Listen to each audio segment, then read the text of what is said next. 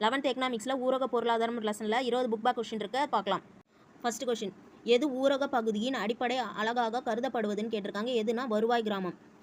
அடுத்தது ரெண்டாவது கொஷின், எது ஊரக பகுதியை கண்டறியும் பண்புன்னு கேட்டிருக்காங்க. எதுனா குறைந்த மக்கள் தொகை அடர்த்தி தான் இதுக்கான பண்பு.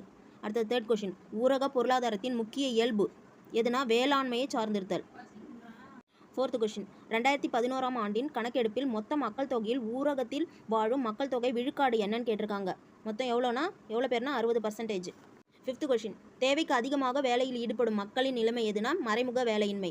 அடுத்தது சிக்ஸ்த் கொஷின், இரண்டு முற்றிலும் வேறுபட்ட தன்மைகளை தொடர்புபடுத்தி குறிப்பது எதுனா இரட்டைத்தன்மை. அடுத்த செவன்த் கொஷின், ஊரக பகுதி, ஊரக மக்கள், ஊரக வாழ்க்கையை மேம்படுத்துதல் என்பது ஊரக மேம்பாடு. எட்டாவது கொஷின், ஊரக பொருளாதாரத்தின் வேளாண்மை சிக்கலுக்கு தொடர்புடையதாக கருதப்படுவது எதுனா சிறிய அளவு நில உடைமை.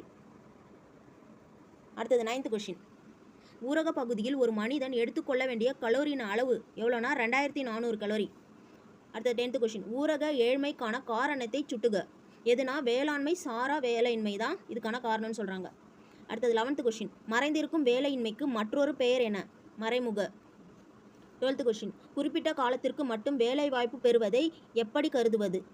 பருவகால வேலைவாய்ப்புன்னு சொல்லுவாங்க. அடுத்தது 13th கொஷின், ஊரக தொழிற்சாலைக்கு எடுத்துக்காட்டாக கருதுவது பாய் தயாரிக்கும் தொழில்.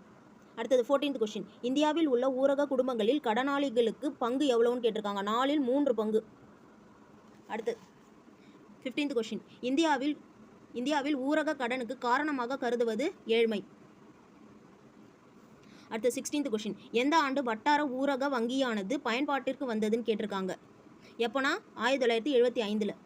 அடுத்தது 17வது கொஷின், முத்ரா வங்கி செயல்படுத்தப்பட்ட ஆண்டை குறிப்பிடுங்க. எப்போ வந்ததுன்னா 2015. 18வது கொஷின், தேசிய ஊரக சுகாதார பணி செயல்படுத்தப்பட்ட ஆண்டை குறிப்பிடுங்கன்னு கேட்டிருக்காங்க. எப்போ வந்ததுன்னா 2005. 19th கொஷின், ஊரக சாலையில் பயன்பாடாக கருதுவது எதுனா ஊரக அங்காடி வசதி, வேலைவாய்ப்பு, ஊரக வளர்ச்சி. இது எல்லாமே தான். அப்போ மேற்கண்ட அனைத்தும். லாஸ்ட் கொஷின் 20th கொஷின், இந்திய விவசாயி கடனாளியாக பிறந்து கடனாளியாக வாழ்ந்து கடனாளியாக இறந்து கடனையே சந்ததிக்கு விட்டு செல்கிறான். இது எவ்வளோ கொடுமையான விஷயம்ல. இந்த கூற்றை கூறியவர் யாருன்னு கேட்டிருக்காங்க. யாருன்னா சர் மால்கம் டார்லிங் அவர்கள்.